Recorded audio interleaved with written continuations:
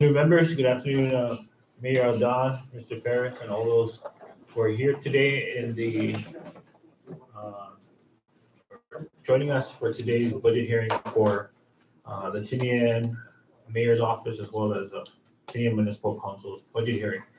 We are live, and so we also have the viewing public joining us this afternoon. It is now 1:16 p.m. and I call this budget hearing to order. With that said, I'd like to introduce the members of the committee. We have 9 members present, and I'll start off with the jury box. We have Representative Richard Lizama, Chairman for PUTC. To his right is Representative Joel Camacho, the representative for Precinct 4. Joining me up here in the days is Vice Chair Representative Karina Magosnia. I am the chair for this committee, Donald Panonia, and joining us down below, starting from my left to your right, is Representative Christina Sablan, the chair for Health and Welfare. To her right, Representative Patrick St-Nicholas, representing the island of Tinian and Aguiguan. To his right, Representative Leila Staffler, the chair for Health Education. To her right, Representative Selena Babalta, the chair for JGO. And to her right, Representative Denita Yangtamay, the chair for Commerce and Tourism and Cannabis. And we also have the pleasure of having joined the committee Vice Speaker Vijay Atal. Assisting the committee, we have our legislative aide, Cameron Nicholas, our legal counsel, Brendan Lade, our fiscal analyst, TG Robergo, and IT, Mr. Delbert. And so with that, with 10 members present, that constitutes a quorum to conduct today's budget hearing. With that, members, we move on to the next item of the agenda. Can I get a motion for the adoption of the agenda? So moved. Second. All right. All right. I recognize Selena Babal. Thank you, Mr. Chairman. Before we adopt today's agenda, I'd like to offer a motion to amend the agenda. The Tinian Mayor's Office was supposed to be before this committee at 10 a.m. It is now 1 o'clock and we have to move it due to conflicting schedules of the mayor to accommodate that. So I move to amend today's agenda and hear the Mayor's Office and the Tinian Municipal Council first before the regularly scheduled schedule today for the Department of Finance. So moved. Sorry, my apologies, Chair Babalta. We were able to make the amendment in time for the 3-day OGA notice, and so we, based on the most recent published agenda, it stands at 1 o'clock p.m. for today's budget hearing. Thank you, Mr. Chairman. I withdraw my motion. Noted. Back to the main motion. Can I get any discussion on the motion to adopt? Ready? All in favor, say aye. Aye. All opposed, say nay. Motion carried. We now move on to public comments. If there's anyone from the public that would like to make any comments, now would be appropriate. Before we do, I recognize the Representative St-Nicholas. We have a copy of agenda for the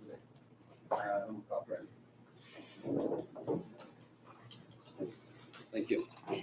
Thank you, Representative.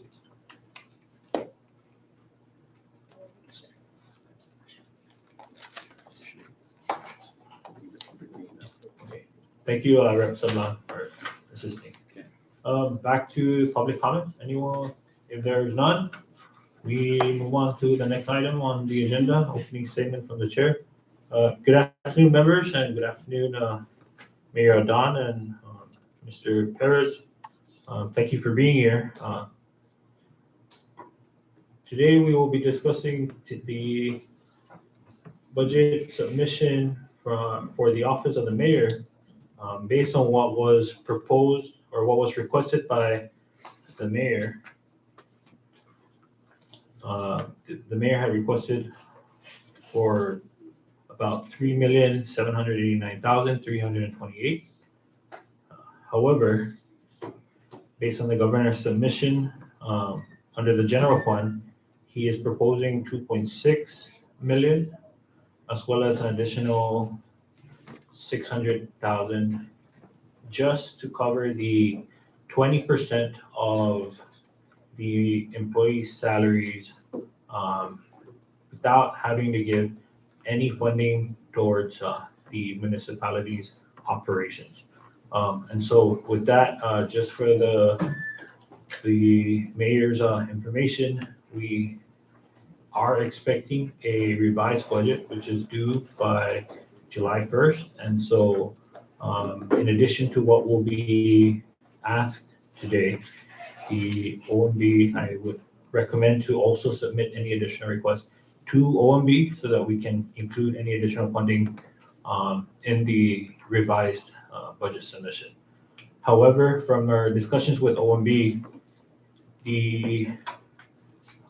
what they're basically going to do is assess all ARPA funds for each division that have not been used and use any remaining funds to cover any emergency needs for the following fiscal year. And so it's what it sounded like was that any balance remaining from each department in the current fiscal year will be transferred over to next fiscal year. If I'm mistaken, then I will address that with the acting SA for OMB, Ms. Nadia Pua. And so with that, members, I would like to now hand the floor over to Mayor Adon to provide any opening statements or any questions he would like to pose to the committee at this time. Thank you.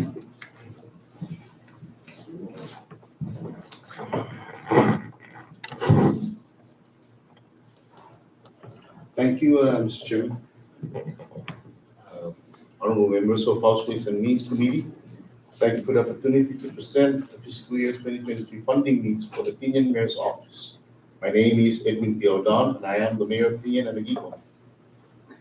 To start, I would like to acknowledge that I'm fully aware of the challenges the legislature faces to pass a budget for fiscal year 2023, given the continued difficulty the entire world faces to restore local economies to pre-pandemic levels. Today, I would like to ask this committee to prioritize funding for existing FTEs as their continued employment ensures the overall welfare of our people and the rebuilding of our local economy. The larger question we face is the allocation of ARPA funds for fiscal year 2023, as these funds are essential to supplement the general funds to maintain our current spending level in order to provide essential services and programs to our community. I'm hopeful that the legislature will appropriate ARPA funds that will maintain Tinian's 306 FTEs and an overall $10.6 million funding level for personnel and operations for fiscal year 2023. So we can continue to provide the necessary jobs, services, and public programs for our people. But as with every fiscal year, we also need to look at critical areas outside of personnel and operations. First, I would like to once again ask this body to appropriate funding for emergency situations and provide each municipality with funding prior to or at the beginning of the emergency or disaster, so we are able to procure necessary goods and services for the response and recovery. As we approach typhoon season, we have learned from the past that the natural disasters or unexpected emergencies are very costly and weigh heavily on our cash reserves. It is critical that we allocate and transfer funds to the municipalities for emergencies and natural disasters so we can pay our vendors in a timely manner to ensure the delivery of essential services. The second issue I want to once again bring before this committee is to grant the mayor the expenditure authority over solid waste management funds. This is a request that I have made to the legislature every year and is becoming increasingly important with the start of the OD Divert Airfield project. Currently, this authority lies with the Secretary of Department of Public Works and needs to be transferred to the mayor or the Department of Public Works resident department head in order for us to open a transfer station. implement our zero waste management plan, and efficiently operate the facility. Although we have lobbied to transfer this authority through legislation, we have been unsuccessful in our efforts. Now I'm asking this committee to insert this provision in the fiscal year 2023 budget bill so that Tinian can finally budget for the opening and operations of the transfer station and resolve some of our solid waste management concerns. Third, I would like to request appropriation for the utilities for our municipal departments in addition to their operation funds. And finally, the most important issue facing the municipality focuses on providing the municipality the authority to manage their financial resources so we can efficiently manage our projects and programs.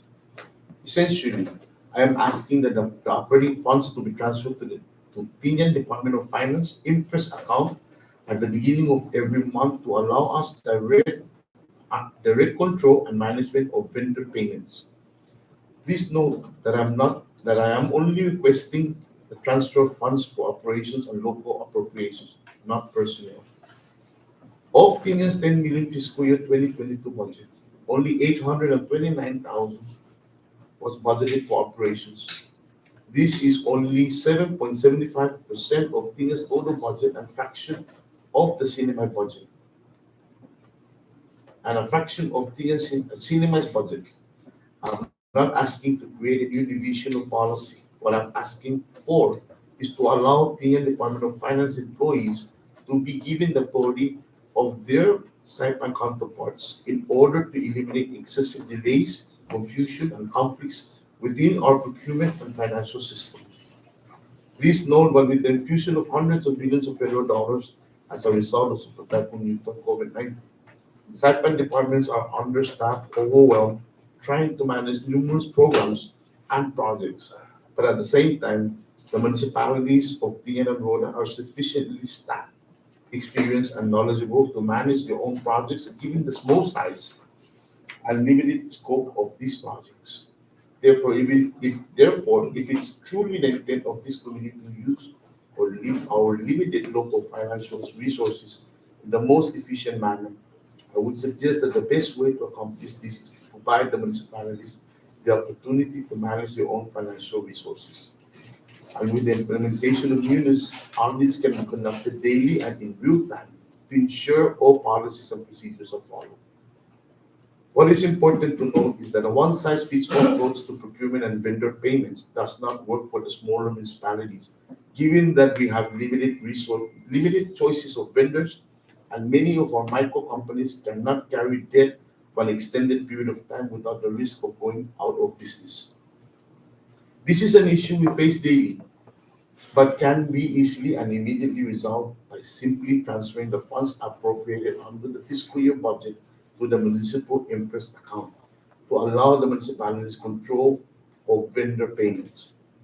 Although there are pressing issues that require funding for the municipality of Tinian, I will have my resident departments provide details for the respective departments. I thank you again for the time and continued support, and I'm available to answer any questions or concerns you may have.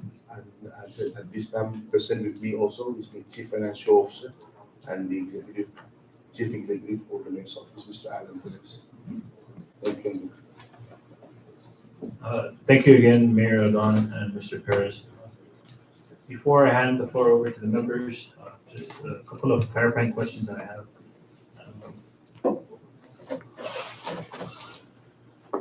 The current submission has 4 vacant positions. Have those positions been filled, or are those positions still needed? And if so, for what purpose? Mr. Chairman, I believe as of last week, we have entered with that positions available. They are going through the process of drug testing.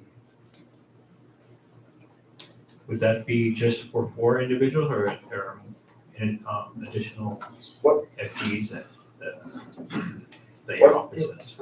What had happened was, the other departments have opened up civil service positions like CCA, Commerce. So a lot of the staff that have been MOU have worked at those particular agencies applied for civil service, so their positions become vacant for the mayor's office. So then we filled those vacancies at the mayor's office. At the same time, they are actively working on a civil service job already. So the process of filling up the positions goes on a weekly. I just heard that two more of my staff will be working in the private sector, and they opted to resign. So those positions will be vacant and will be filled in as they come. So where do you currently stand in regards to how many FTEs the municipal, or at least the mayor's office, have right now? What we had from last fiscal year was 125. And that's I the won same amount that- 133.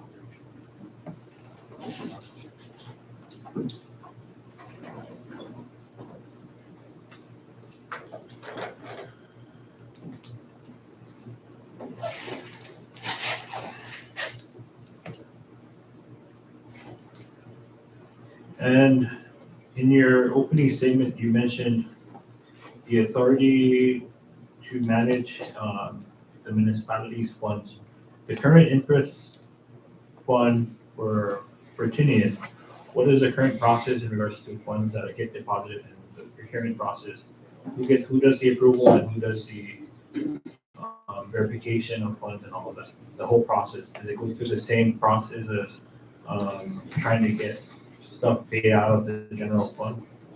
So with the implementation of Munis, the Impress Fund in Tinian is not being used anymore. Everything has been centralized to Saipan.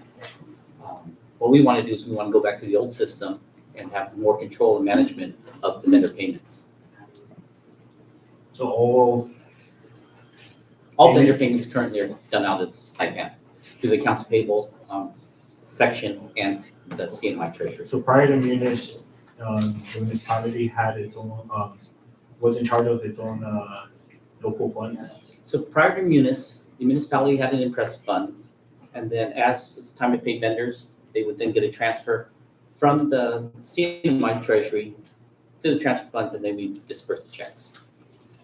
What we're asking now is to even be one step above that, and basically at the beginning of every month, have the money transferred to the Impress funds, so that way we have a better management over the funds and payment of our vendors. So in essence, are you also suggesting to take it out of Munis and just go back to the way? No, we will still follow the Munis system. What we want to do is we want to duplicate the process that's currently going on at the CNMI with the accounts payable and treasury to the Department of Finance in Tinian. So it's still all falling under the CNMI scope. They're all civil service employees. They're all Department of Finance employees. And basically, every role that you have in Saipan, we could duplicate that in Tinian. So you set up that system, so then that way, we don't always have to go and call Saipan and follow up to push out payments for vendors. We could just do it here. The difficulty that you have in Tinian and Rhoda is a lot of times Saipan, they don't understand the vendor here on Tinian. That, we probably have 10 or 15 items here that are sole source. We probably have some vendors here that can't carry a substantial amount of credit before they would have to cut us off. So it makes it very, very difficult for us to manage, providing services when we can't figure out how to pay out the vendors in time. And it's just very inefficient the way the system is currently, and it can be really resolved simply by just transferring the money over. And then, to be clear, we're not asking to put the money into the municipal treasury or anything like this. This is still a state function. It stays under the state, it's state employees and everything like that. It's just under the control of Tinian, and of course, Rhoda would be the same way too. Also, given the fact that our operating funds, when you really look at it, is so small, right? You take 2022 and you take the 800,000 of our operating funds. You take out rents, right? All the contractual agreements that are handled by Saipan anyway, which would probably be about 150,000. You take out some of the basic expenses like fuel. What you're talking about now is probably about $40,000 to $50,000 a month that you would be transferring over at the beginning of every month, maybe 60 at the most. Smaller than even one department, one major department in Saipan. So to run the entire municipality. And then on the back end, you kind of figure out how much more efficient we would have to push through services when we don't have to spend myself and my staff and my finance staff trying to keep pushing out payments in order to get services provided. So it's not a big financial impact. If you take a look at the amount that we need out of the entire CNMI budget, you're probably looking at about 0.5% of the entire CNMI budget that would have to be transferred. And we're not asking for it all at one time. We're just asking for the monthly allotments at the beginning of the month because we'll spend accordingly. So, you're really talking about probably less than Saipan DPS pays in fuel, for, a month. And we're going to essentially run our entire municipality with the same cash flow.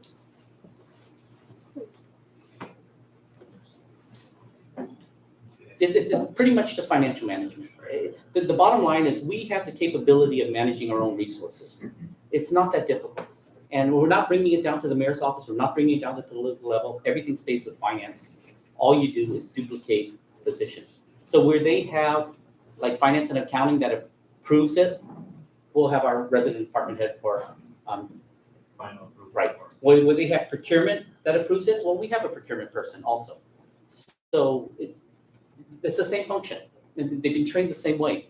And the other issue is the volume that we have is so small, right? I'd be lucky if I have approvals of 5 or 10 purchases a day. So we could act on them immediately. But then on the back end, when we have to get the vendors paid, then that's where the big struggle comes. We have the ability to do that. We could pay our vendors.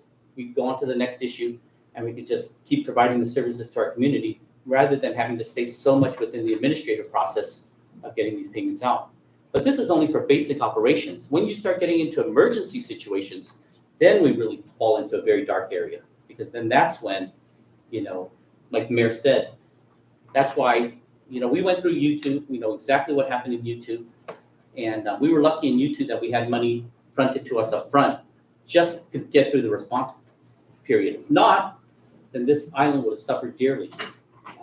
And that's why there really has to be an understanding in terms of the cash flow management between the state and the municipality and how we're going to be able to run the municipality. Because it's a vital issue, and it's something that, like the mayor stated, we're not trying to point all the fingers to Saipan Finance, but we do know that with all of the federal money that's coming in and everything like that, it's true, they're overwhelmed. But given the fact that they're overwhelmed and understaffed, it doesn't solve our problem. And our problem is to provide the services for our people here in Tinian. And unfortunately, it's not as efficient as it could be.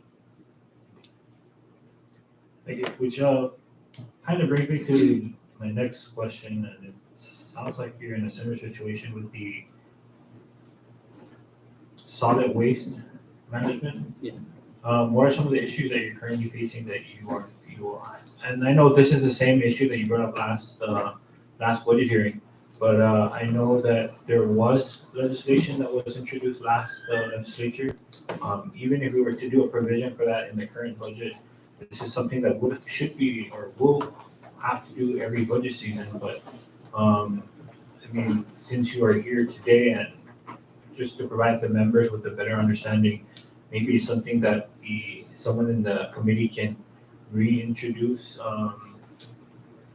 If it wasn't this legislature, that's something that we can reintroduce in the current legislature. But yeah, I guess what are some of the current challenges that you're facing in regards to trying to access those funds that have been reserved for Tinian?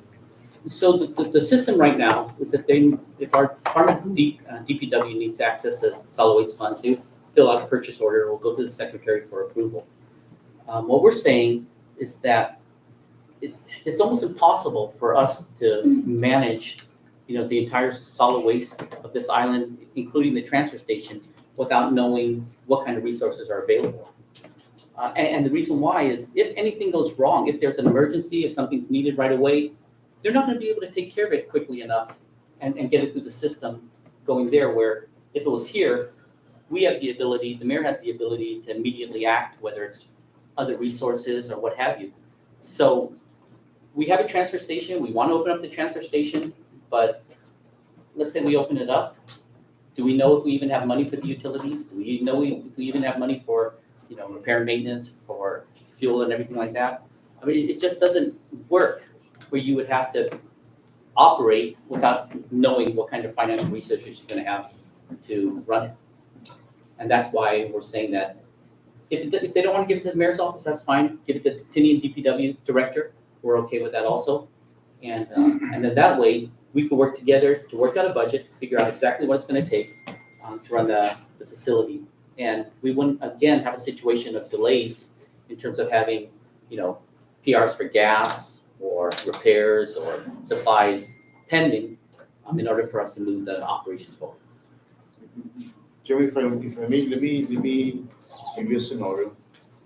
Right now, we don't have at some point in time, we have a breakdown on our bulldozer. The bulldozer usually goes in there and spreads out the trash, and then we cover it.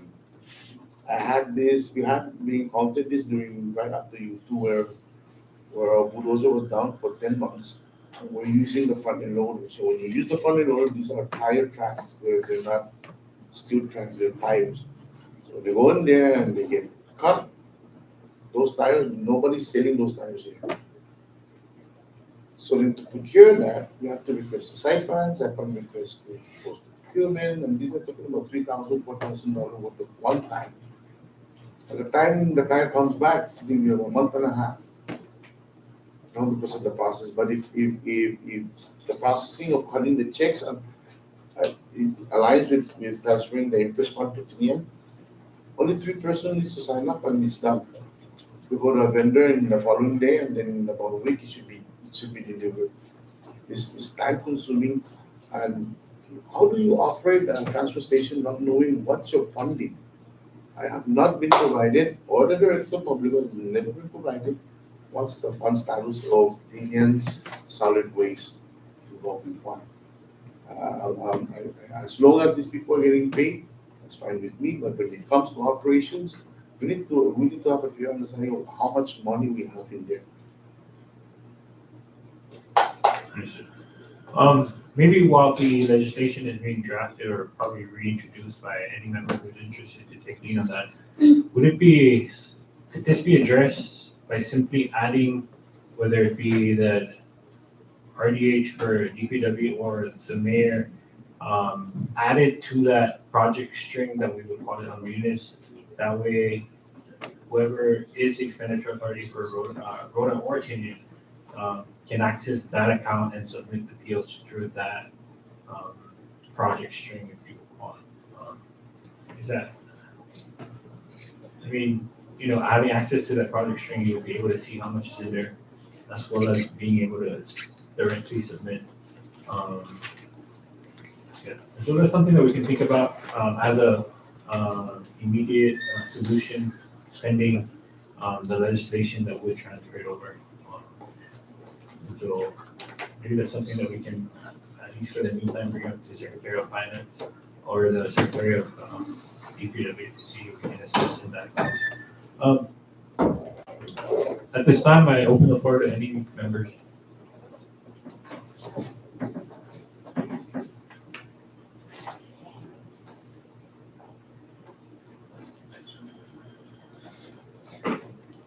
None?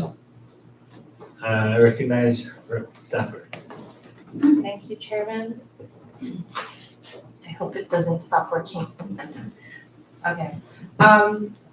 Maybe I missed it earlier. I was just looking through the different departments, and I guess the only department that looked like there were open FTEs was procurement. They're being routed right now, or is those open? Like there's no one, is that one at this time? I believe those 2 FTE there. There's 2 FTEs, but no, they are open FTEs. Okay. They're no. One about 2 months ago resigned, Okay. and the other one, I think in December or when she resigned. According from OPM, I think I don't know what's the lowest position.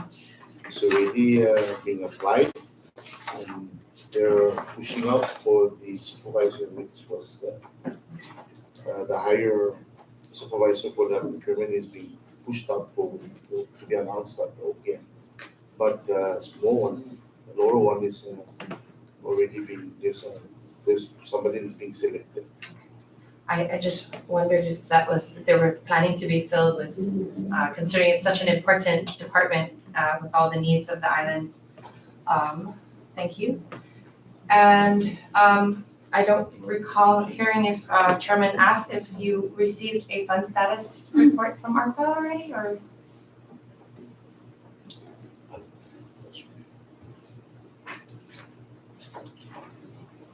Your fund status report from ARPA, what is your fund status report to date?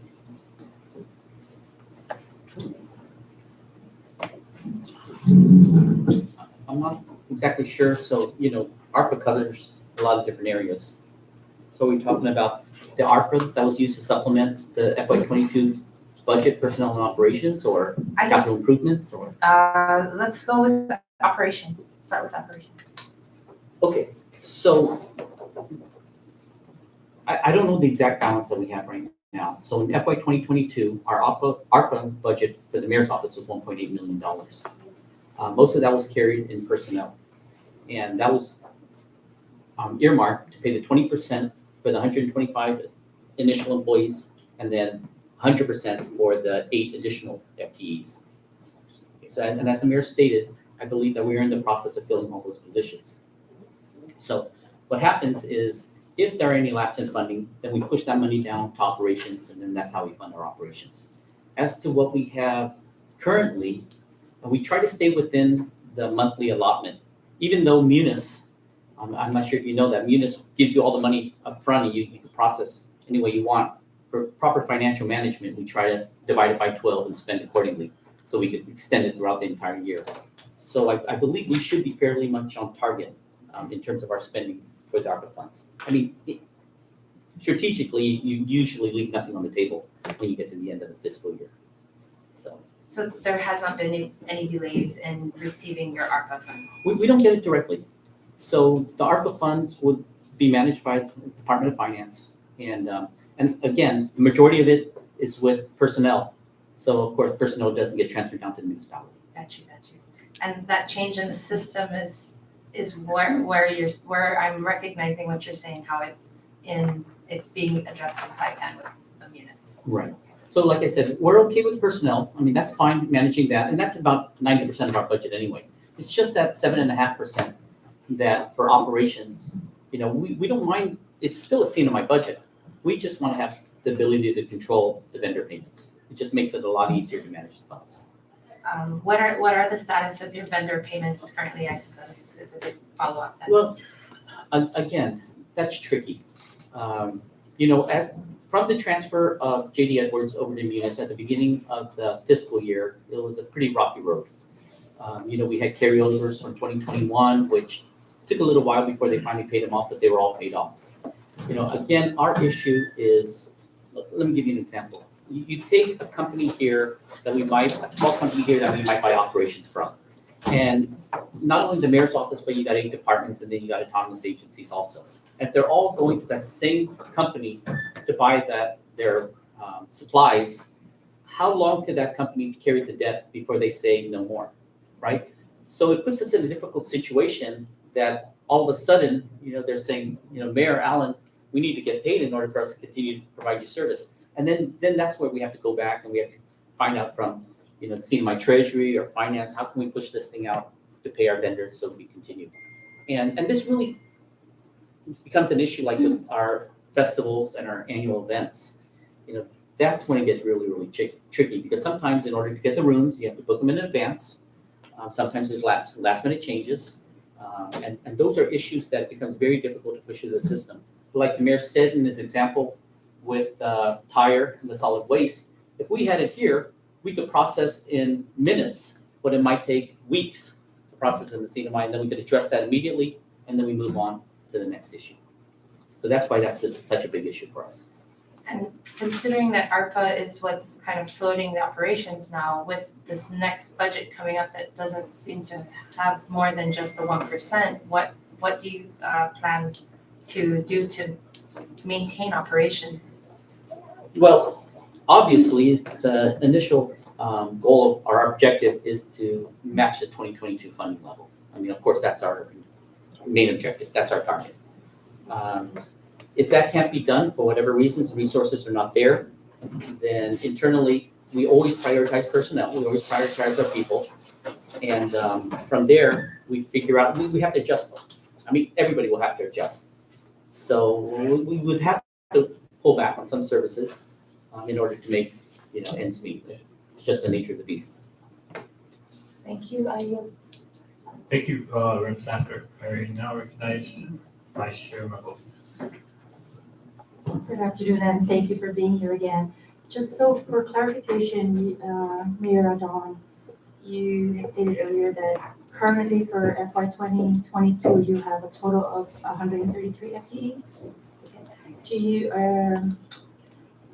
will you be requesting for additional FTEs for 2023?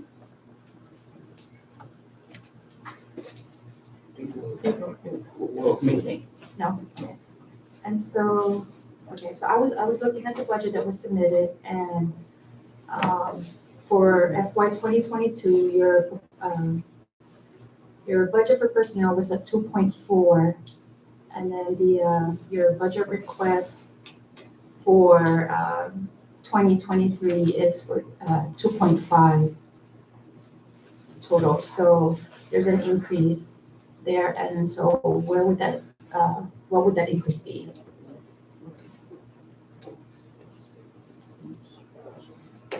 And so this is my understanding. So when we go into the budget submissions, then we'll take the actual personnel costs at that time. So whether there were, during that time, whether there were some kind of salary adjustments or what have you, would account for the difference. So yes, but remember also that that's at 80%. And that's why we need the ARP on the back end to cover the 20% for the 125. Okay, thank you for that clarification. Now going back to your request for the autonomy to be able to pay your vendors. You had mentioned that the Department of Finance here would duplicate the positions that they have in Saipan. Will that be requiring additional FTEs and additional bodies to duplicate those efforts, or will your staff be absorbing those additional duties and responsibilities? And if they are, will that be commensurated with additional pay raises to? Good questions, and all of those could be addressed, but at this particular point in time, I think the priority is to get the funds transferred over. And if there's no additional funds for whether it's pay increases because of the extra duties or extra personnel, then we'll make it work. I think the objective to increase the efficiency of vendor payment will definitely be more important. So to answer your question, we probably could work with the staff that we currently have, given that transfer of authority. Thank you. And just out of curiosity, has this issue been discussed with your counterparts on Saipan to see how we can reduce and mitigate some of the challenges that you guys are facing with regards to vendor payments? Actually, we have. And they're, okay, so when we first did it, it was during the time of the transition of Munis. So unfortunately, at the beginning of the Munis, the first quarter, even up into the second quarter of the rollout, even to today, there's still bugs in the system. And, I personally spoke to the secretary, and although he understands our approach, and we were right on the verge of doing it, we were right at the exact same time that we were pushing out the P cards. So, it just added confusion within the process. I told him I'll step back for a little while until we can roll out the P cards, but then again, we still want this process pushed through. And it'll help them just as much, because all their staff now doesn't have to deal with the municipalities. But if they want to audit us and they want to take a look at what we're doing, they have full authority. They can take a look at every invoice, every spending, every purchase order that we do. I mean, it's open for them. So when the mayor said that we have real-time audits, it's literally real-time audits. So, but yeah, I think they are in agreement of it. It's just the way you lay it out. And the wording for the transfer of authority. One last question. So, how's your AP aging? Is it? I'm sorry. Your AP aging, are you guys severely delinquent on some of your payables or? You know, I'm not even sure to this point. And it kind of goes to the point that if I did have the control, I would know it immediately. It's almost a situation that you go as you're contacted by the vendors. So today, who's gonna call me? This guy's gonna call me. They go up to the top of the list. And then tomorrow, this person calls me. So the thing about it is I know that the CNMI Treasury is trying to shoot for a 30-day aging for payables, which in most businesses, that's understandable. Unfortunately, what we try to impress upon finance and, of course, the legislature is there are certain vendors here that won't accept that. Like, for example, our fuel, we're prepaid, right? Our cargo at Star Marianas, we're payment on the spot. So when you deal with vendors that are sole source providers, you don't have a choice. And then, as we delay some, then the confidence that they have with the government in terms of payment really ruins that, that relationship and our ability to, provide services, especially in the 11th hour in time of emergencies and everything like that. And that's what we're most concerned about. Thank you. Thank you, Rep. McGuffin. Floor is now open for the members. I recognize, Rep. McGuffin.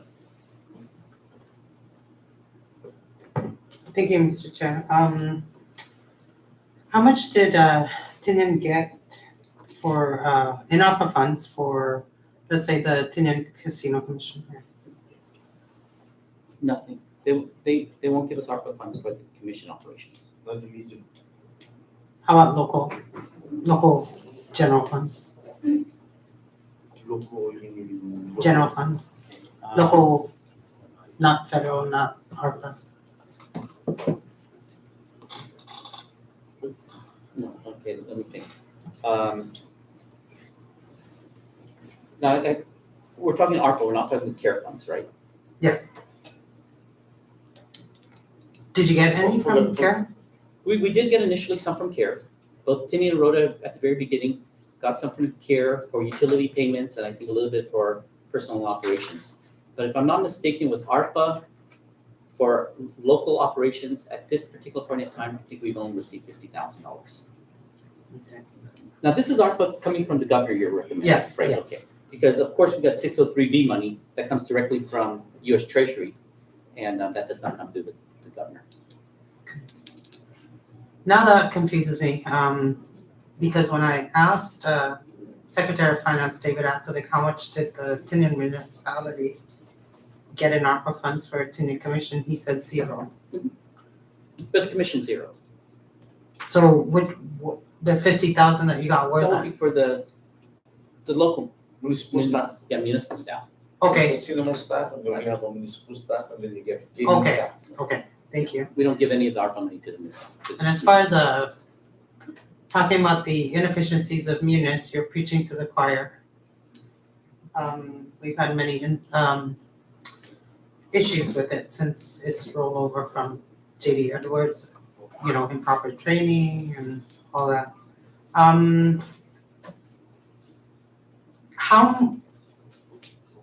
So you originally, Tinian, the municipality had 125 employees, is that correct? Correct. And then the additional eight are from ARPA? Correct. And there's no other new FTEs from ARPA funds? Correct. Okay. And also, pre-Munis, how much was Tinian receiving for their impressed funds? Okay, so the way it would work pre-Munis is the Department of Finance would collect a whole list of vendors that they wanted to pay, and then they would send it in. And because of cash flow, we would usually target about $40,000 requests at a time. So we get $40,000, and then we pay our vendors, and then we put in the subsequent requests, and it will just keep rolling that way. And 40,000 is about what the municipality needs to pay their vendors. 40 to Per month. 60,000 probably would be the number. What would be an occasion where you would need additional Oh. 20? No, because what I'm doing is you take the 800,000 Mhm. that we have our budget, You subtract out the contractual agreements and everything, like I said, 150, that takes it down to 650, that's about 70. We prepaid some, so I'm thinking that the cash on hand that we need to handle all the other ones will probably be in the neighborhood. I don't know the exact amount, but I'm guessing 40 to 60,000 would be the amount that we would want transferred at the beginning of every month, so we could pay our vendors. Okay, and as far as your personnel budget is concerned, the 125 is sustainable here for the municipality, and that's okay with you if there are no increases in FTEs or? Well, I think the number is 133. Because Well, 8 is ARPA, and ARPA is due to expire, so how will you sustain the 8? I guess additional the aid. question is, when does ARPA funds due to expire? So I think our understanding was December 23, if I'm not mistaken. So it should be included in the 23 budget. So that's why our objective would be to maintain the 22 funding level with the same ARPA funding to supplement the general fund. Well, we don't control the ARPA funds, we Understood. try to. So 125 is what we're looking at, based on local revenues. Is that sustainable here? We have to remember that what's presented here is only 80% of the, That's correct. so, from our standpoint, that's not sustainable because of course we want to fund our staff 100%. Yes. So you'd have to then add an additional $680,000, if I'm not mistaken, to fund the balance of the 25%, 20%. And last question, have you raised your concerns to the executive branch? A lot of them is within their control. Which concerns? As far as the Secretary of Finance having control over, your operations or vendor payments and. We have talked to that and we are currently discussing that. Okay. Yes. But we That's all. figured that we could also present it to the legislature at the same time. Sure, most definitely. It could be, like the mayor alluded to, provision language could be inserted into the I budget. mean, we know we could do it through the executive branch, through a delegation of authority. Obviously, and that's where we want to start. But eventually, we want to put a little bit more teeth into it and legislate it. So then that way, it can be sustained. Okay, thank you. That's it. That's all I have. Thank you, Representative Vavanta. I now recognize Tina's on. Thank you. Thank you, Mr. Chairman. Very good. Good afternoon, Mr. Mayor and Mr. Perez, and to everyone from the public who's here. I am still trying to understand the issues with the Tinian and Preston account. So if I'm understanding what you said, you just want to have Tinian's allotment for operations and local appropriations transferred to the interest account at the beginning of the month to be managed by the finance staff here, who are the staff of the Department of Finance, through Munis to pay vendors. That's it. That's it. Right? But you have access to the Munis system already, right? We do have access to the Municipal system, but all of the payments are now centralized inside that. Okay. So we don't have that component anymore in Tinian. Okay, and I guess maybe what I'm trying to understand better is why this isn't happening already. Why it makes sense the way you explained it to allow Tinian to be able to do what you were able to do before Munis, right? Why isn't that happening yet? I don't know, my guess is that, a lot of times for the state to centralize it in one area might be easier for them. Obviously, it's not easier for the municipalities. So prior to Munis, we have our interest funds and we'd actually physically cut checks here. With the Munis program, a lot of them payments are done through ACH and they're trying to push more towards that than actually check runs. Oh. Now, what we're saying is, okay, we understand that, but if that's the case and you want to do it through ACH, then give us the control to push out the ACH or give us the control to do the check runs. And that's all we're asking. It just makes it a lot easier. I guess if you're not ever put in the situation on this side and having to deal with this, the delays and everything like that, you might not see it. And that's why we always say, let's turn the tables a second. Let me control all the site plan vendor payments, and then we'll see, what happens there. If for some reason something is lost through the shuffle and someone doesn't get paid in 2 months, well, they're gonna be screaming and they're gonna go all the way up the chain of command to try to figure out how to get paid. Well, it's the exact same thing that happens here. But the biggest difference is that you have multiple vendors in Saipan. If you can't get fuel from one person, you go to the next person, get fuel, and go to the next person, get fuel. If you can't house somebody in one hotel, you go to the next hotel and the next hotel. We don't have that option. If all of a sudden we don't pay the person who gives aggregate here to cover our landfill, and that guy doesn't want to give us service, then we don't cover the landfill. And then we have to deal with all of the repercussions where maybe DEC comes over there and say we're not complying in the management of the landfill. So you just have this snowball effect, and it can be solved easily by just returning the control back to us to manage our Yeah, payments. no, I definitely sympathize Yeah. with your predicament. It sounds to me like you shouldn't even need legislative authority, We shouldn't. right? And because you didn't have legislative authority even for the previous arrangement, right? But maybe what we just need is to put a little more pressure on the decision makers to make that happen. Well, I think actually this body through the administrative provisions can test it, Yeah. right? I mean, this is a law. It's going to be an annual law that we're going to push out. And just put a clause within the administrative provisions that, monthly allotments will be transferred to the municipalities at the beginning of the month. And then give us the authority to manage the payment of our vendors. Right. And Mr. Mayor, you've described some of the challenges that this situation has created for like the solid waste management program. Could you also, and I think you mentioned festivals, Mr. Perez, right? But could you also speak to how this may be impacting other infrastructure projects? Because there is a lot of money coming in for infrastructure projects here. And so other than solid waste, what kinds of impacts are you seeing on those projects? FEMA. We have FEMA projects. FEMA So I want to be honest with you guys.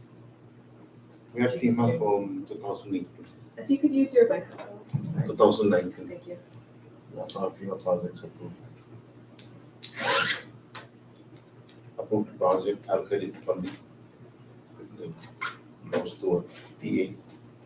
The process begins. Bid, award. Then for a project as a dock, only repairs. And this dock, used to be a pit fence. Pit fence. We turned it into a dog control to take care of our dogs and put them in. The project alone was 48,000 awarded. Just like a month and a half ago when we ribbon cut this building. So tell me, how in the world does a project repairing roofing tip take you 2.5 years? So there's a system that is not working, but we have over close to $20 million of FEMA projects that we need to push out before October this year. This will be third year. So we've been the firm, but we've been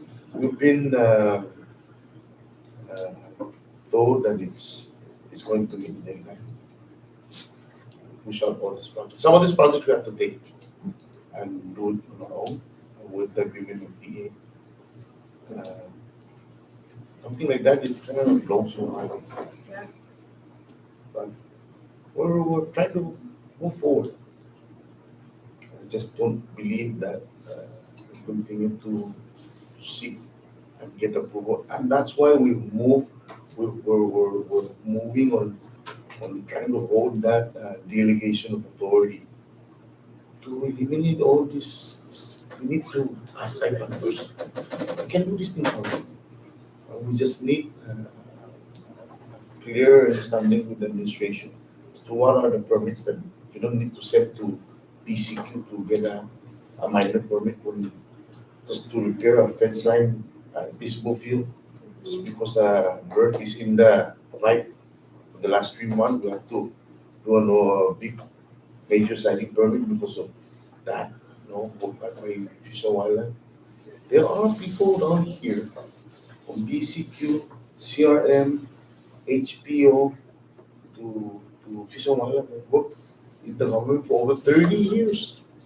Over 30 years. And they've done these things, but you just have to get the approval from Senate. That's why we're pushing for to start looking into dismantling some of this authority that is vested only inside. But some of these are not by law. Some of these are not even by regulation. Some of these are just cultured because they're the boss. And they need to sign something in the paper. I've always believed that we can manage our island, we can be more efficient and more environmentally steadfast on our responsibility, but try to move a very small community like Tinian is so hard. 3,000, 2,000 people, 2,000 plus people. How hard is that? We've put in to procurement. We have three requests to procurement to sign for our zero waste, our solid waste, our recycling program. Still there. And these are funded. These are all can be funded under the 56 million mark. And I sometimes just get disgusted, but we cannot give up. Just continue to push. Think of what is I'm doing my responsibility as a mayor for this municipality. Does not really matter if it's stuck there for 1 year.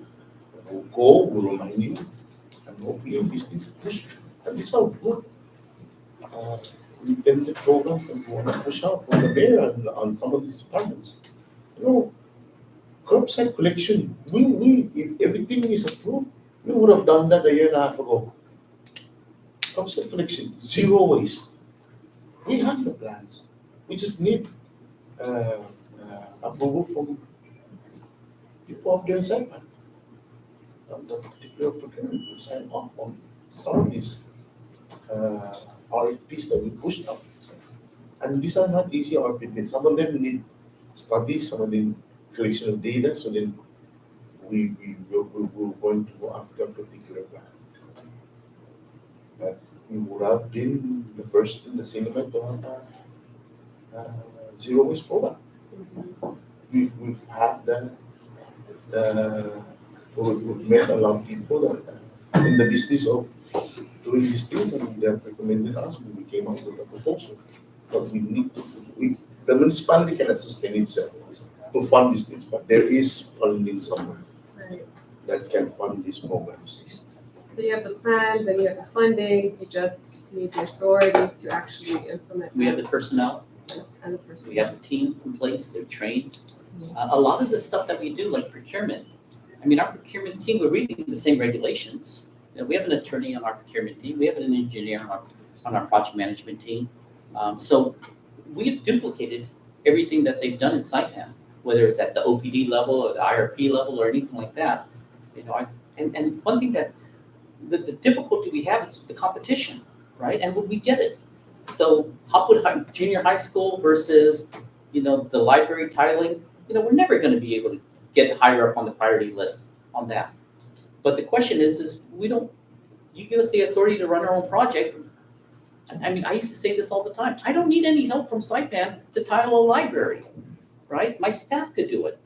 Why would I have to go through the approval process? Why would I have to have a DPW engineer to come over here and inspect it when I have my own engineer, right? So these are the type of things that we have to look at. Now, of course, this situation has only come up recently since YouTube. And the reason why is, and we say this a lot, this was the first super typhoon that hit 2 islands. So we are literally municipalities competing against the state. You just can't do that. So what we've tried to do is we've tried to put it to the point, and we are at that stage right now, that we could handle. Now, get it, the big ones, we'll step back. The Civic Center, we know we can't handle that one, so we're not gonna handle that one. We'll take it through the whole process. But the baseball field, we don't need anybody from Saipan to help us do the baseball fields, putting up the fence, painting a little bit, and touching up some buildings. So most of our FEMA PA projects are all repairs, renovations. We only have 2 new builds. the DPW shop and the Civic Center. And on the new builds, fine, we'll concede, we'll step back, and maybe we don't have the full expertise for that. But you give us the authority to hire the expertise, then again, we don't need it. So Saipan to concentrate on the schools and NMC and all that kind of stuff, and leave us to handle ours, and we'll finish it. And we said that to the regional director of FEMA. You give us the money directly to our account, and we'll meet every deadline that you have, because our projects are really simple. It's just this process that we have to do in terms of competing with the Saipan authority to get our projects approved. Curious, what percentage of your public assistance projects have been completed since you two? Okay. So our FEMA PA projects, not counting mitigation, is about $13 million. And now there's a wide variety of projects because they grouped them together. We finished we finished the dog kennel, we finished the library, we finished the water tank, and we also finished the guest house, pavilion, stuff like that. So when you talk about percentage of the funding, less than 10%. Wow. Yeah. Now, you give me the money and give me the authority to run it, that October 2022 deadline that's coming up, I can guarantee you that I'll have all my projects started by that time. And it's the same guarantee that we gave the FEMA And so regional what is director. that deadline exactly? What happens after October 2022? Well, supposedly October 22 is the date where the FEMA projects have to at least be started before you ask for an additional extension. The additional extension has to be not just, I need more time. You can't use COVID, you can't use those excuses. You have to come up with a reason, a justification. Supply chain? Well, maybe supply chain could be definitely a reason, and that is a justifiable reason, and I'm sure that will come up. But for us, we don't want to justify an extension. We just want to finish it, given the fact that our projects are so small. Right. Is the matching requirement part of the delay? Matching requirement's a big issue. Okay. The whole thing about we were supposed to come in with the CDBGDR and use that for the 10% match. Unfortunately, that ran into a problem with some of the projects, so we had to tweak it. But the bigger issue that we're facing right now is every single project that was originally budgeted, every single bid has been overbid. Every single one of them. So here you're talking about small projects on Tinian. Wait until you see some of the problems that Saipan's going to have. Now here we're talking about tens of thousands, maybe hundreds of thousands. They're going to be talking about millions in Saipan. Yeah, but okay, no, 48,000, I paid 20 plus some thousand additional to. Well, we just got back our baseball field. That was overbid. 300 some thousand. Yeah. Bid. The funding that was provided by FEMA is 174. So now we have to go and find the difference. 140,000. Oh my goodness. So who's gonna pay the difference? Because as we continue to delay this project, the price, we all know in this 3 to 4 years span, construction just, go down to our hardware, 2x4 by 2020 is close to $50 a piece. So even big construction and contractors that come out here, they couldn't believe. You think Hawaiian Rock is not having a headache right now? They ain't a big headache.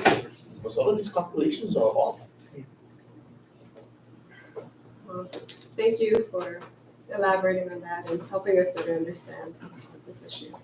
I yield, Mr. Chairman. Thank you, Rep. Saban. Sorry, just to clarify, you said 10% of your projects under the PA have already been started or at least Being completed. completed. So you're, Yeah, we have, almost all of them have been started. I recognize Rep. Lozano.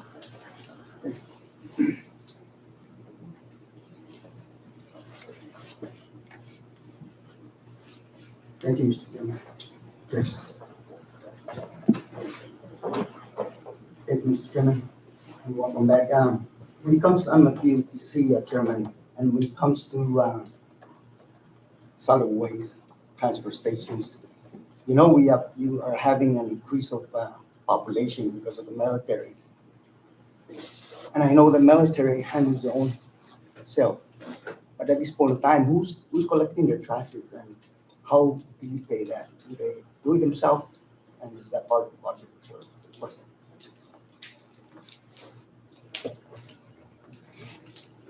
So right now, the only military presence are the CVs that are working on the, like the Marble Heights 2 roads. And then there's probably less than 50 of them.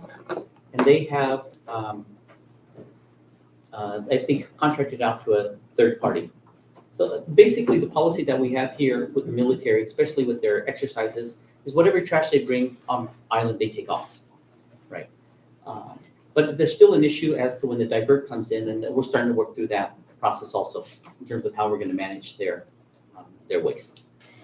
So has any conversation or meetings with them about helping you guys out on fixing your issues right now as they're increasing in the island? Talking about with DOD? Yes, with you. Yeah. So right now, we're in conversations with DOD to locate our new landfill on the MLA, on the military leased land. And just because that back in 2008, we did an EIS on the property out there already. So we believe that, and it's just a lot easier to do that than the Pena area, because the Pena area, we know the UXOs there are going to be pretty extensive. It'll take a long time and a lot of costs in order to remove that. So we think the better option would be over at the MLA. Gotcha. Thank you. And then get back. Okay. All right, I now recognize Rep. Camacho. Thank you, Mr. Chairman. I have a quick question regarding FEMA. I know we're supposed to be sticking to the subject of the budget, but I've noticed that when we pass by, we still see a lot of the damages from Super Typhoon U2. Excuse me. I'm just wondering if the expectance in the rise of costs in commodities from the inflation. I mean, the whole world's going to expect that, but would that impact the amounts that were preset by the FEMA? And can the difference be covered through the local budget?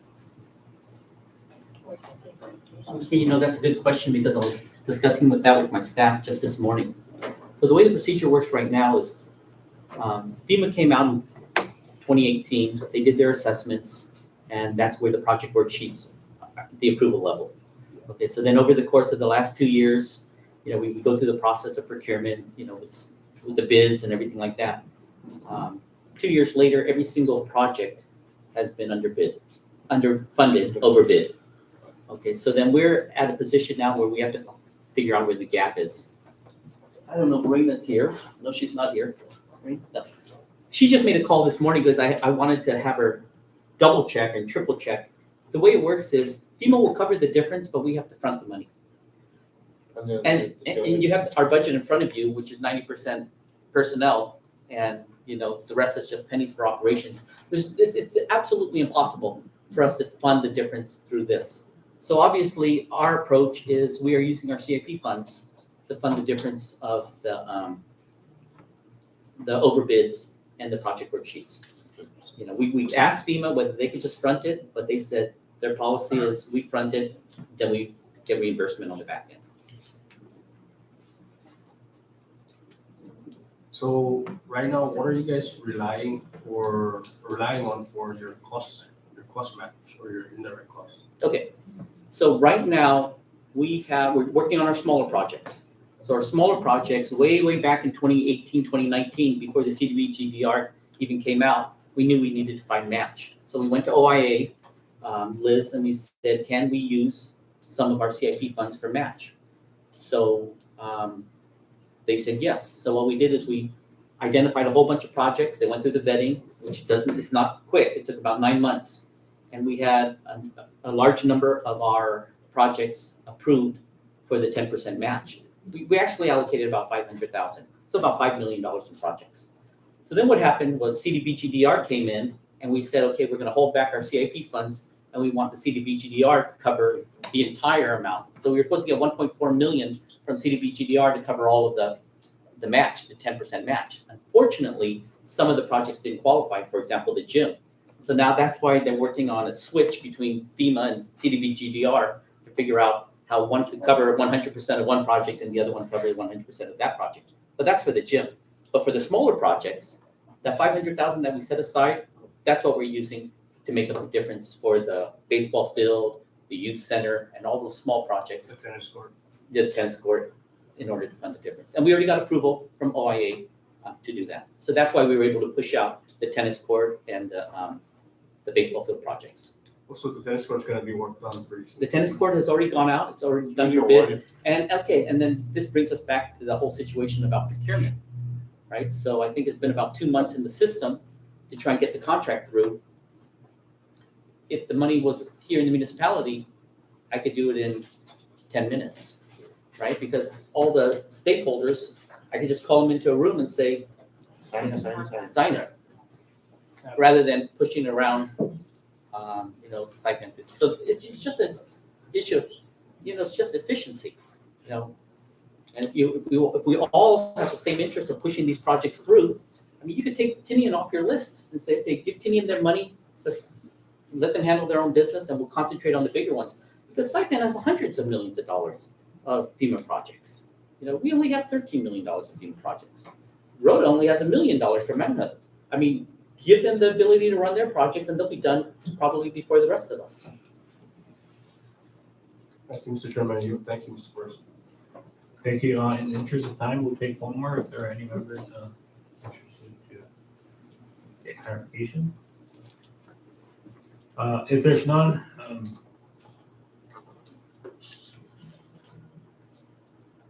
I think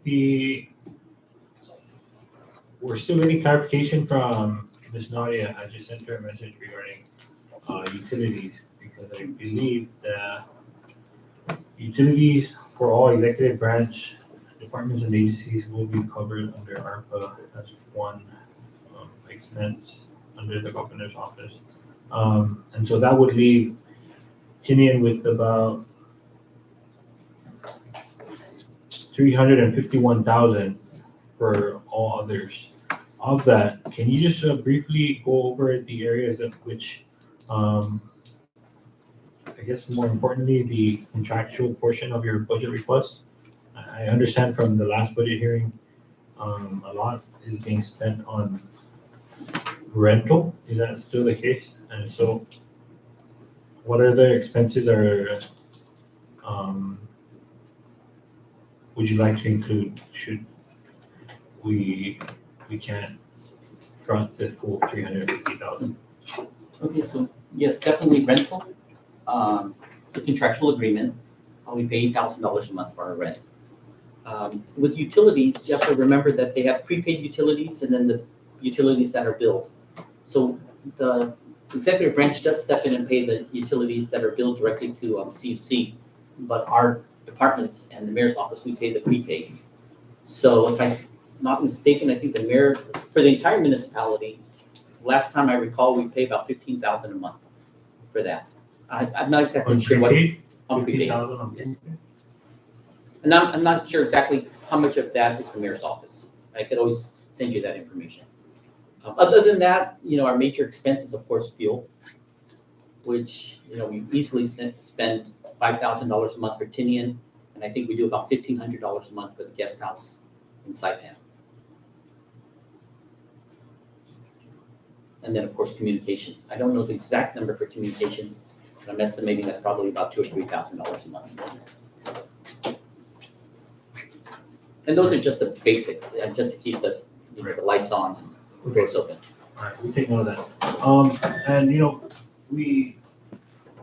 we truly understand the issues you're going through with finance. I mean, even we attempted to include provision in the previous budget to allow the legislature to control its own finances.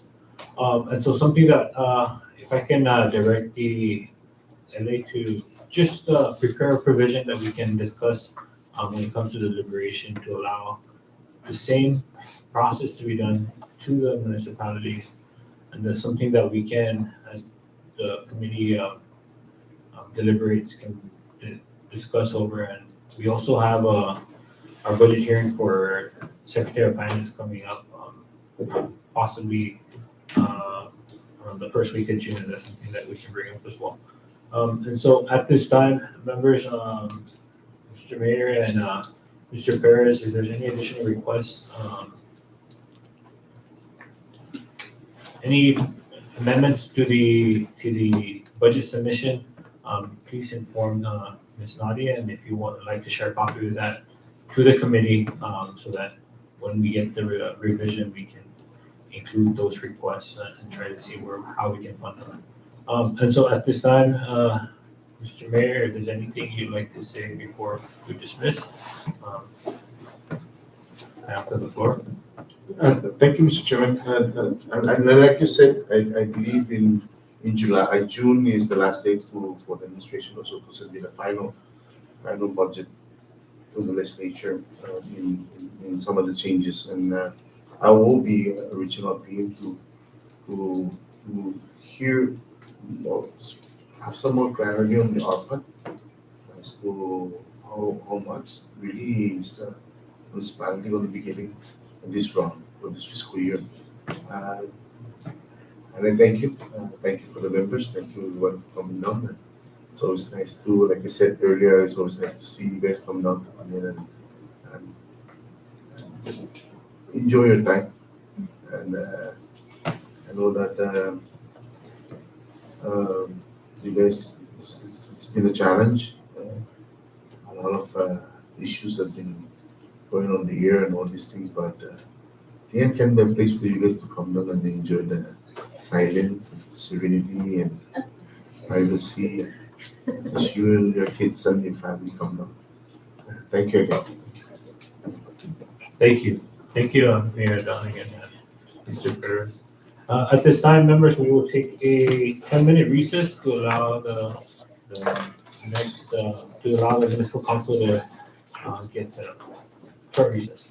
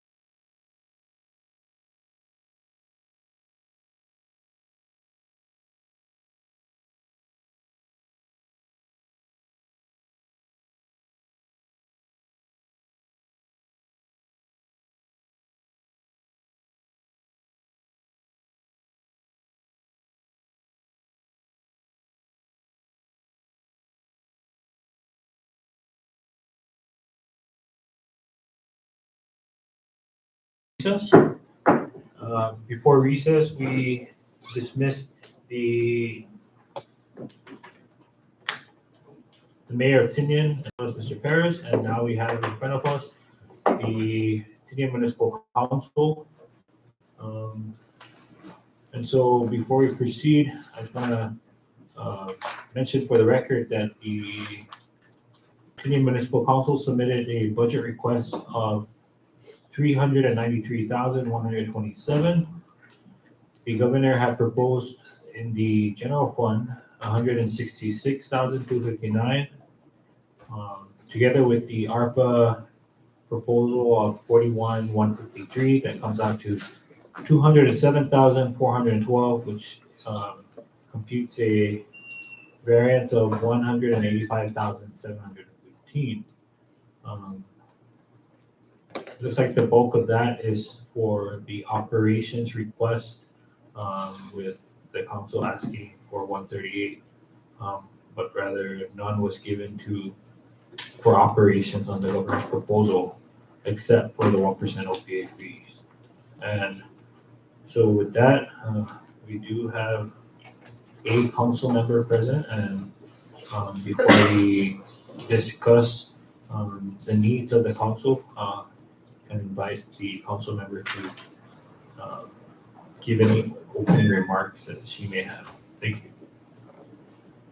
you. Thank you, Chairman.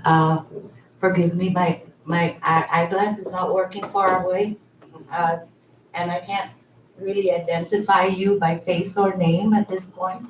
But my name is, except Lila, because we know her as a child of Tinian. And of course, our representative from Tinian.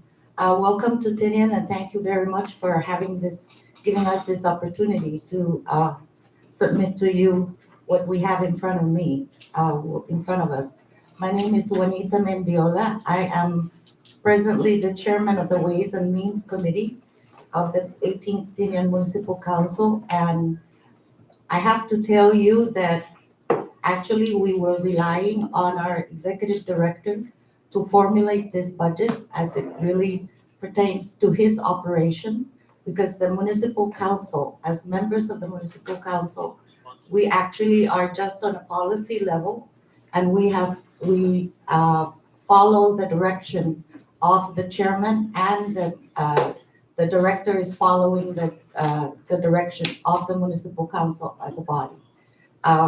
So I'm gonna, if you have any questions for details, please give me a little bit of time to confer to our young administrative assistant here, who has the papers in front of her, and she's more familiar with the specifics and the details.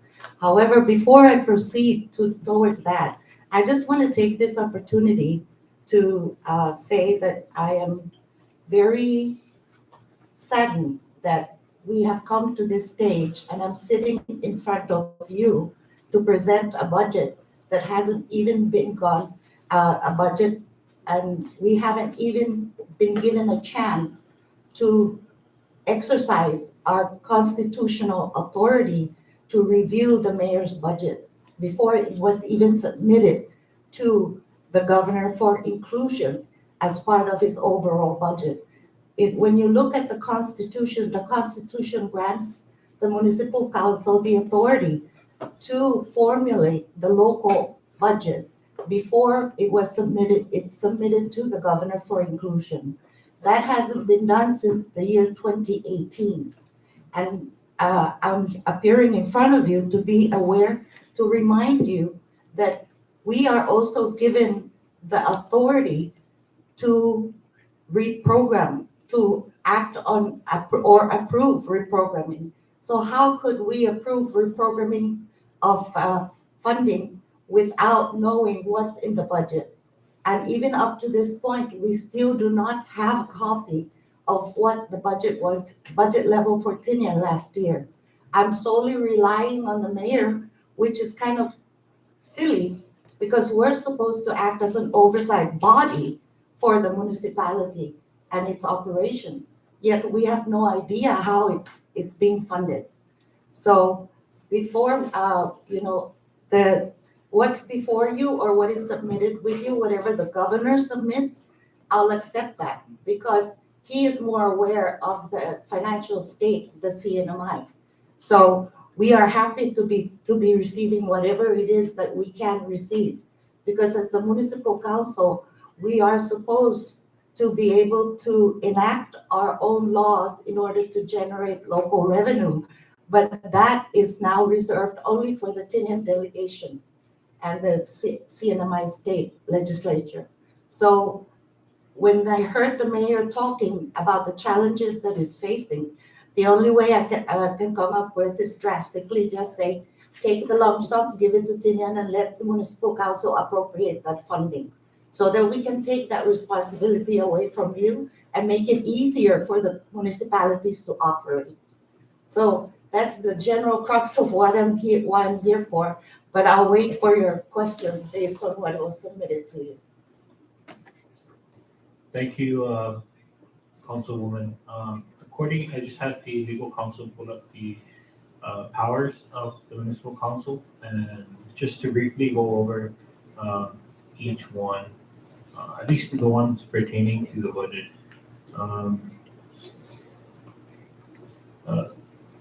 Section 7, powers, meetings, and compensations. The municipal councils shall meet in regular sessions no more than twice a month and shall be paid for each meeting as provided by law. The mayor or a majority of the members of the council may call special sessions of the council as needed. The powers of the municipal councils shall extend to all local matters of a predominantly local nature not preempted by the Commonwealth Legislature, and shall include the following: assist the mayor in the formulation of the annual budget, delineating local needs, and at the request of the executive branch department head in consultation with the mayor. The council shall have the authority to approve reprogramming of funds in the approved budget. And so with that, Councilwoman, I think that you are right in the sense that the council should have collaborated with the mayor's office to come up with a budget for the entire municipality of Tinian, and I believe this will be the same for Rhoda. And so, should you have any recommendations or any proposals for what has been proposed by the mayor's office, we would welcome that. And so, if you have any suggestions or any recommendations to the budget submission by the Tinian municipality, the committee will gladly accept that before the July 1st submission. But all these budget submission as well as proposals can also be found on the CNMI legislature website at the first of every year when we receive it from the executive branch. And so that's another resource that you can use to access budget information. And so with that, thank you for bringing up this issue. We hope that if there are any concerns that you may have, that you share it with the members. And so with that, thank you again for your statement. We will now move on to questions on the council's proposed budget request as well as the governor's proposal. Basically, what was requested for personnel, the governor had approved, and so that's being covered by 80% through the general fund and 20% through ARPA. What we do want to find out is some of the operational needs for the council. Would you have a list of projects that you would like funding for, and if there are any contractual agreements that the council is in that would need the additional funding? I think the contractual agreement that we presently have is only for the rentals, and that's it. As far as I know, that's the only one that's pivotal to our operation.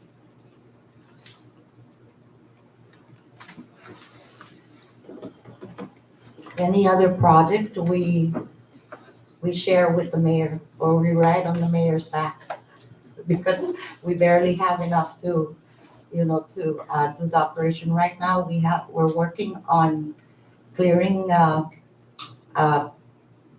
public parking, a park, so that in order that we can open it up and qualify to access a lot of the federal funding that is restricted because of our status as NMDs. So in order to be able to access some of those funding, we need to make sure that access to a central facility where the people in general can go through those areas and enjoy them as their source of peace or whatever. It's called Tinian, and it's saying that beautiful Tinian. I know that the Samoru word Gepalgu is not very popular because it's been forgotten for a long time, but we know the word Tsatpagu. Tsatpagu means ugly, Gepalgu means beautiful. So it's the opposite of Tsatpagu. So that's the project, and in hopes of revitalizing a lot of our cultural identity and significance, we're hoping to use that park as a central area to start exercising and making our children involved more into the preserving and practicing the culture.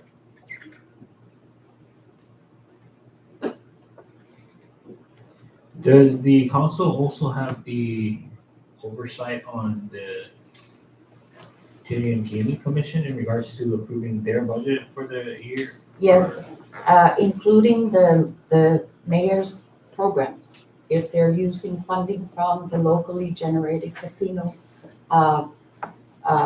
revenue, then those budget needs to be reviewed by the municipal council. And actually, that's the area where we actually have the authority to approve that, because it's in the initiative that municipal council shall approve that in concurrence with the Tinian legislative delegation.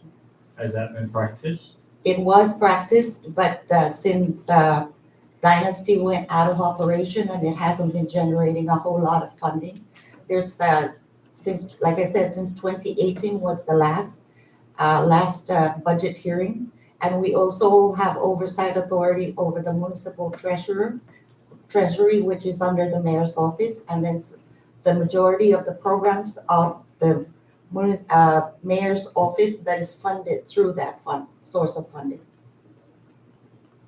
Like the dog control before, they used to submit the scholarships. Those are the offices that we oversee. So aside from the general fund budget requests, the casino commission budget request is something that you used to review and pass, Right. but haven't done so since 2018. Mm-hmm. Is there a reason why? I'm sure they still do receive fees up until today, correct? I think there was a misunderstanding about the authority, because we have the authority to review, and we have the authority to maybe approve if we all in agreement that we can go to that extent.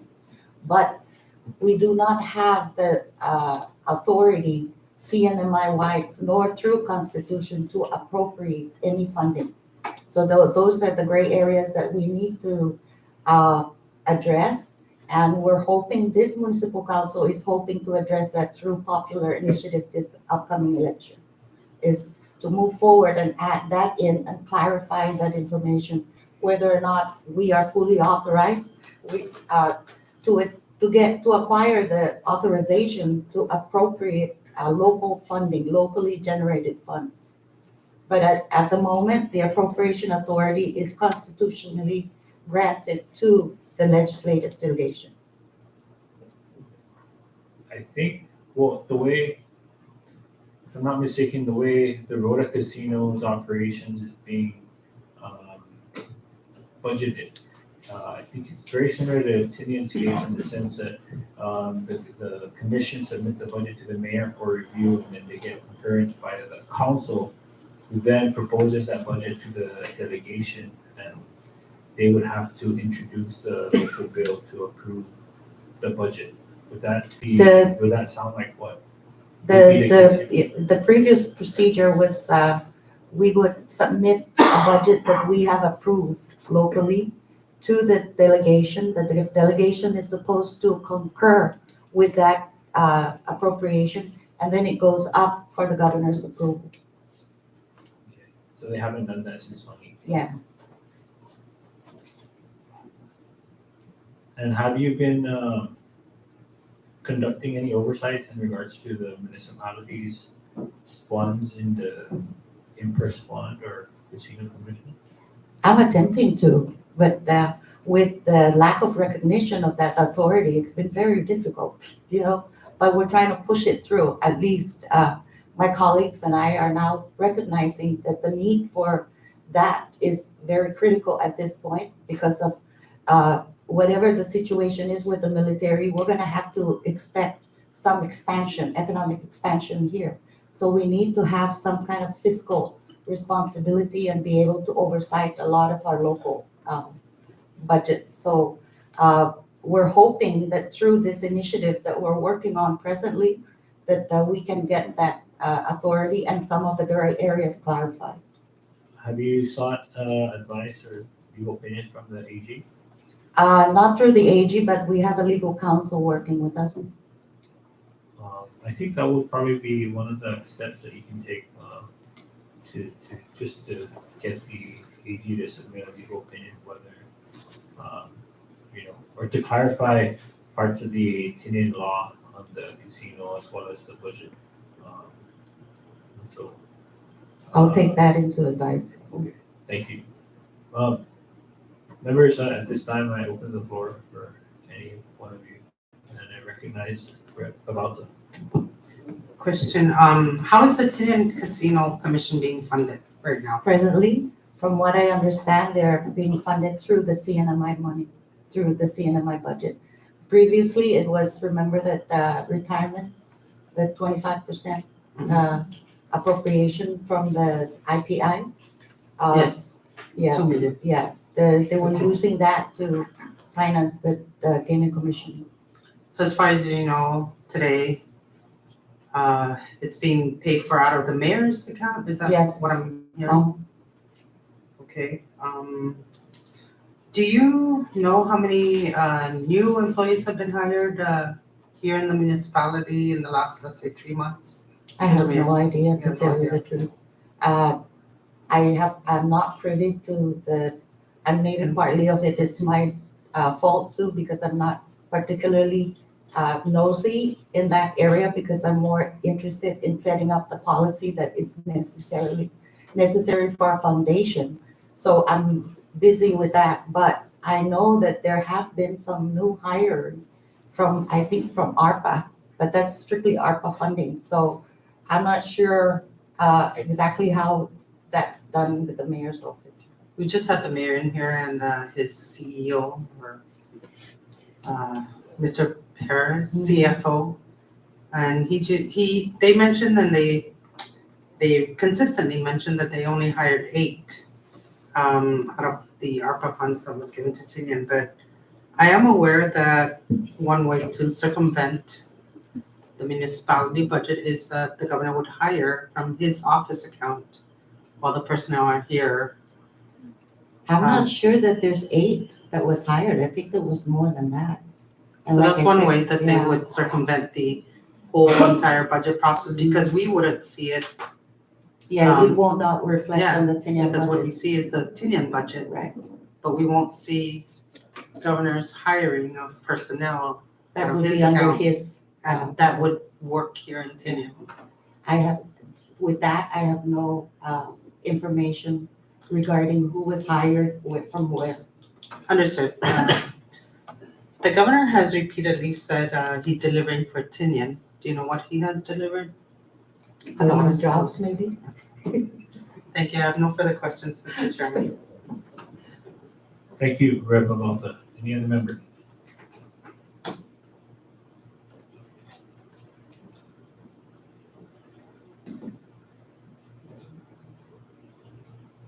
All right, if none,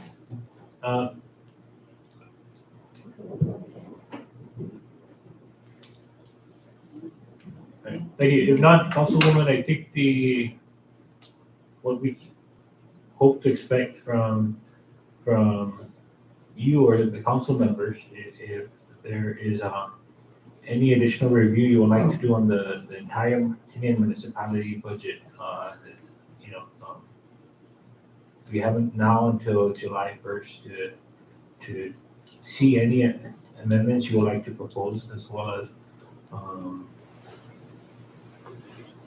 provide any recommendations as to how the committee can proceed with acting on the budget for the municipality. One of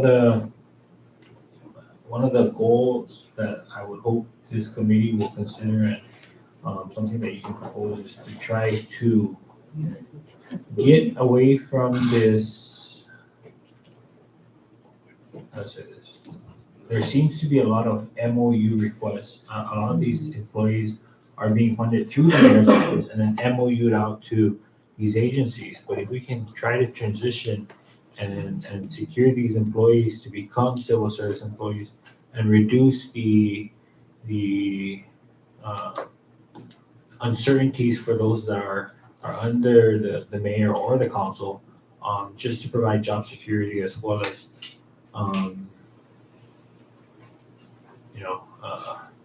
uncertainties, then that's something that we hope to achieve this budget season. And so with that, I think Rep. Leila had her hand up, so I recognize Rep. Stafford. Thank you, Chairman, and thank you so much for coming here today, Councilwoman and Administrative Assistant Kaya. You mentioned something and it made me wonder. You did say that you were trying to practice your authority for reappropriating. How much reappropriation had you done this year, for example? Absolutely none. Oh. There's absolutely nothing. Nobody has given us any information about any executive branches requesting a reprogramming of their funding. We haven't seen any requests. We passed the resolution early on this year, I think, and we forwarded up to all the Senate President, the House Speaker, the Governor, the Planning and Budget Office, the Secretary of Finance. And this is what we did with this resolution: is we itemized everything down that was granted to us with by the Constitution, and made it a part of our policy in reviewing.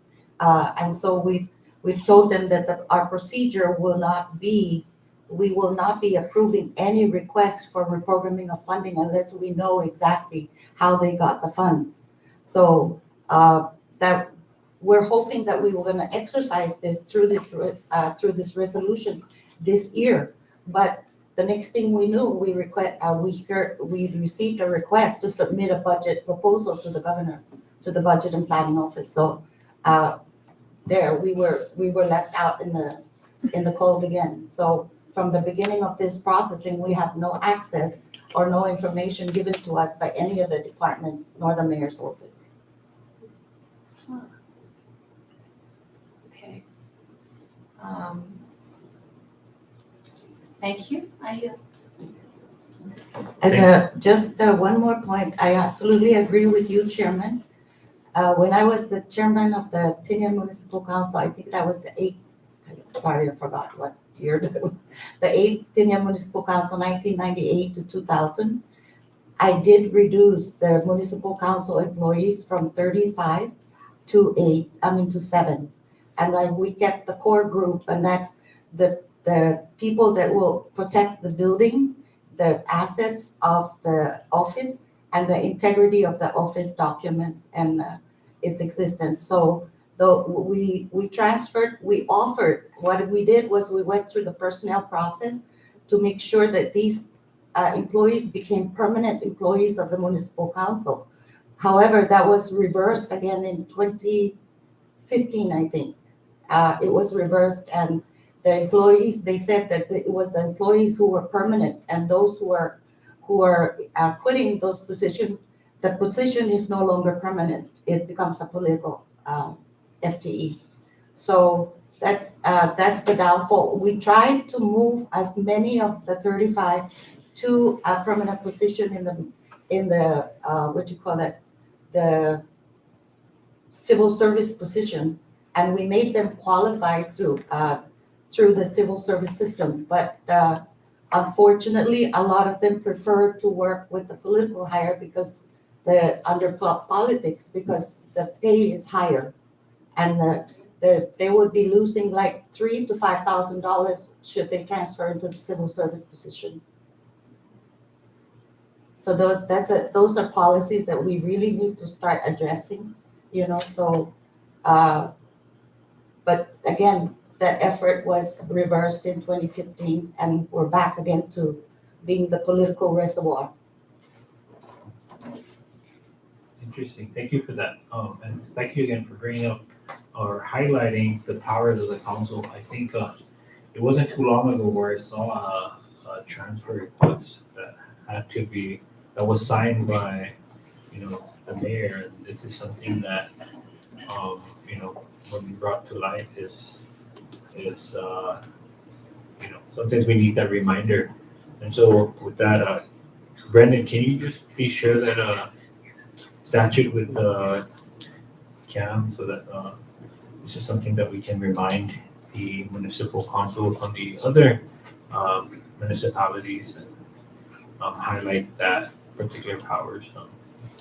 And so thank you again.